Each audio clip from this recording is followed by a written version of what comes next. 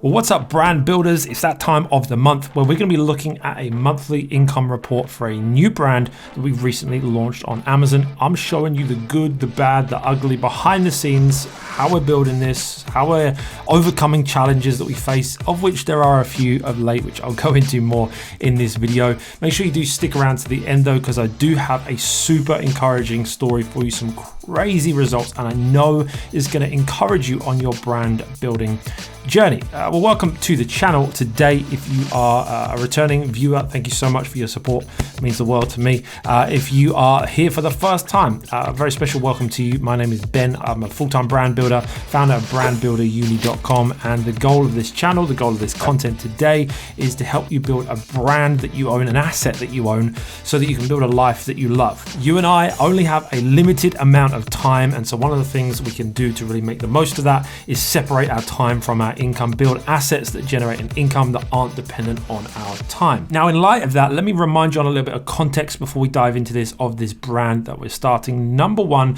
this is a long-term play. Despite the temptation to, when I'm putting this public, to want to throw up really big numbers early on, so you know that I know what I'm talking about. I'm secure in myself. I know we're good at what we do. So I've avoided that temptation and actually trying to play a longer-term play here, willing to invest up front, lose a bit of money up front, so that we can build something strong for the long term. We've gone into a competitive niche, and so it is going to be a longer play. I'm not going to instantly turn around a full-time salary in 3 months time. It's a longer play than that, because I personally believe that the biggest opportunity right now with selling online, with selling on Amazon, is not just the cash flow you can make in the present, but the cash out that you can get in the future.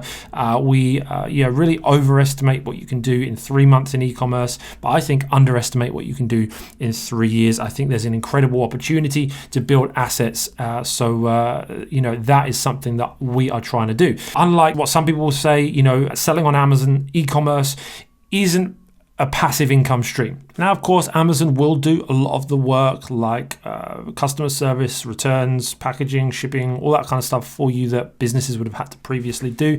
But it doesn't mean that you're just going to be able to sit back and do nothing at all. And so what I'm trying to do is build brands that can become an asset that I could one day liquidate to build, serious wealth that you can then invest and, really make a lot of difference and make a great impact from that. So that's kind of the context of this journey. Also, to give you a bit of backstory, the last couple of months we've been facing some challenges with verification on our deposits on our account, and so we haven't actually received any money from Amazon until just a couple of weeks ago. So we were trading for like 3 months, selling through our stock without the ability to actually get that income out. Amazon also wouldn't allow us to use the balance we had in Amazon to pay for the PPC. So it got to a point where I was uncomfortable just kind of funneling more money in from outside to pay for the PPC to generate these sales if we weren't going to get that money out. And now Amazon usually resolve these things, but you do every now and then hear some stories that do cause you to wonder why it's taken so long. So I wanted to just hedge our risk there a little bit, and so stopped running PPC, and it caused sort of some de-ranking and stuff like that, which I will talk about in this video. So if we go over the numbers, as you'll see, I've talked about in 3 previous versions, actually talked about February, March, and April before, so I won't spend a load of time on those. But what I'm doing is breaking down the total income each of the months, and then I'm breaking down the expenses on the different sort of categories. I'm trying to bunch these up as much as makes sense, so there's not like 50 different categories of expenses here, just so it's easy to analyze and doesn't become an hour-long video each time. But those were the numbers, as you can see from the sort of the net profit down here. We made a loss in the first month, which I talked about. I was totally happy with because we were investing in the launch. The loss was less. It went down from -14 to -6% loss. So we were heading in the right direction. And if you watch the March version, you'll hear me talk about how the goal was to actually take this number here from around 7,000 that month to 10,000 the following month, and to break even so that we can start to trend upwards towards profitability. It's always my goal with a new brand. First few months is invest in ranking, invest in visibility, willing to lose a little bit of money, break even on that first order of stock, so that you can gain that visibility, that position, that real estate on Amazon, and then grow from there. but we faced those issues that I previously mentioned with the payout and therefore not being able to run the PPC. We also had a listing go down for about a week that we had to resolve as well, which kind of exacerbated those issues, compounded those issues, and so we obviously in April had a really frustrating month, which I talked about last month. It was much lower than what we wanted, but we were profitable. So because we weren't running PPC, we were profitable, and it's kind of like cause for a mini celebration. However, the kind of that revenue level is not where we want to be. We want to be taking this to 10,000 a month, and increasing in the build up towards Q4, which we expect to be a bumper season. Okay, so enough with the waffle, Donovan. Let's get into May. How do we do in May? Well, numbers were a little bit up, which is good. We recovered a little bit. We only managed to get the issues I was talking about sorted towards the end of May, so this really only reflects sort of the coming out of that period. So we bounced back a little bit, getting towards 4,000. So yeah, a little bit frustrating, but my goal is that in June we will have recovered at least to the amount of the March sales, if not more, kind of get back to where we were here. Now, as a brand owner, of course, this is super frustrating. I've got money invested in this. I want to see this grow,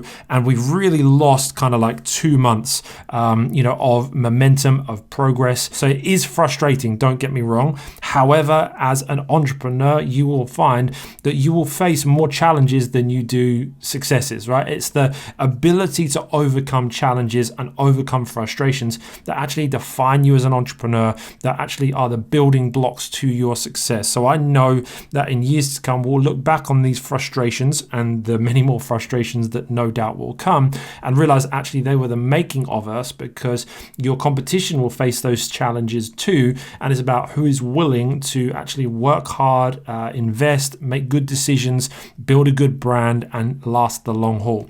Lots of people right now, finding challenges with shipping prices, with, algorithmic changes on Amazon, all this kind of stuff going on. And it's easy to, just get frustrated by that and allow that to relegate you to failure. Or we can choose to be people that respond to that and find solutions to that. So, as much as I'm frustrated about it, what we're trying to look at is solutions. So what we're doing is really just reinvesting, launching again, and, looking forward to a good month this month in June. So breaking down the costs for that, again, we have gone kind of backwards a little bit because of those challenges. So our COGS are up towards the same sort of, again, it's really uncanny how some of these kind of, run over in parallel. But because we've reduced our price a little bit, these kind of levels are the same as where we were in March. So our COGS level, cost of goods sold, which is the cost we pay to our supplier, the cost for shipping, taxes, duties, all of those costs combined, I want to get them down to around 30%. How we're going to do that is obviously bigger orders with our supplier, shipping costs coming down, please God, shipping costs coming down, and also is going to be higher prices. Now, because we lost a bit of ranking and visibility due to these challenges, we're trying to get that back with momentum now, so we reduced our price a little bit and does impact that. So again, frustrating to see that number go up because it was coming down, but like I said, we're kind of relaunching, getting more visibility in those positions, and then that will no doubt come down again over time. So that's COGS. And then when it comes to voucher rebates, that's down a little bit because we are trying to just save a little bit of money there. Like nothing crazy, but it's good to see that sort of level come down. FBA fees and fulfillment fees, they're going to hover around this sort of similar percentage amount. Now, the big change in these numbers really is going to be the PPC spend, obviously from going to spending zero and not having anything on expenses there. We spent over £800 in the last couple of weeks, really just to try and lift things off again. So we've increased bids, trying loads of new strategies, continuing to test some new strategies with our sort of structure of our campaigns, which I will make a video on over the next few weeks. And so at the moment, that total advertising cost to spend, tacos as we call it, is nearly 24%, which is too high. Long term, what we're aiming for is 10 to 15% with that. Again, we are really using that to invest in regaining some of that visibility. This way is cheaper than doing some giveaways. We will probably sprinkle in some giveaways in the run up to Prime Day, really to establish that visibility. But running PPC, whilst it looks like obviously 24% of that income is being spent on PPC right now, that is a big chunk. And I do look at that and think, oh man, I need to bring that down. But given the circumstances, it's an investment, and no doubt that percentage amount will come down next month, but obviously you will be the first to find out. Amazon fee, of course, similar. 3PL, £60 storage. Again, had the same amount of goods stored in there, so it was the same amount, and then of course insurance was the same amount too. I referenced it before, but these fixed costs, these kind of ones here, they're fixed, which is good when revenue is going up, bad when it's coming down. So obviously percentage wise, that's come down a lot this month, which is good. So that totals total expenses of 3850, which for those that are good at maths realize, again, we've come back down into the red. Again, we find ourselves in this kind of position here, and it is a little bit frustrating to have kind of skipped a couple of months of progress there, but it is what it is, and we keep trucking on because we know the long-term nature of this. So again, it's uncanny, right?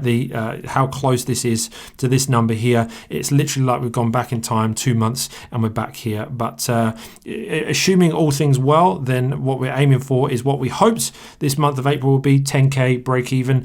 June should be 10k break even. That's kind of what we're aiming for, and then we kind of get back on that trajectory and move on up. So listen, it's not always sunshine and rainbows, and I think that's why I wanted to document this for you, because I think it's dangerous if you get into a business thinking that it's just going to be sheer bliss all the time, and it's going to be easy money, passive income, It's not. It's a real business where you have to be an entrepreneur, where you have to actually make good decisions, you have to face challenges and be mentally strong. And so hopefully this kind of me taking you on this journey is helping to show that. I'm calm, I'm confident, because like I said, this is not a short-term play. I'm not looking to quit a job or earn a salary from this in the next 6 to 12 months. We're building this to be an asset that we could potentially liquidate if we chose to in 2 to 3 years time. So I'll be kind of documenting that journey, so be sure to follow along. And to finish the video, let me give you an example of why you should stay patient and continue to optimize and look at the long term. This right here is a sales graph from one of my students that, as you can see, launched this product around the start of January 2020, and it was making 1-2 sales a day for a long time through, started to gradually grow through here.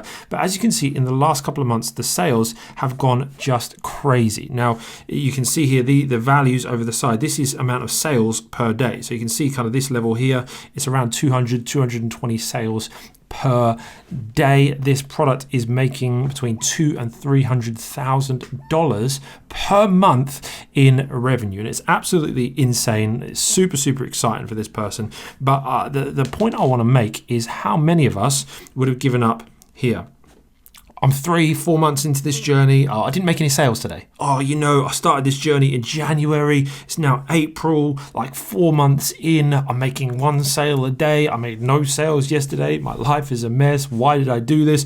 And it would have been so easy to give up there, but look at what has now happened, and this crazy exciting business. This person, I've been speaking to them, and honestly, they are high on life, and they deserve every bit of success they get, because from this time point here to this point in time here, they did not give up. They just kept on staying committed to the long-term vision of what they were trying to build, and they're now seeing the results. So listen, let me finish this video by encouraging you to not look at the short term. Like I'm doing with this new brand we're launching, it's easy to get frustrated in the here and now, but sometimes these things happen, these challenges do come. Can I encourage you, just like I am doing, look at the long-term picture of what you're building. One of the greatest opportunities for wealth building right now is in the world of e-commerce. That's why I am personally invested in it. I'm not making content about something that I'm not participating in. I've got skin in the game. And so when I'm saying this,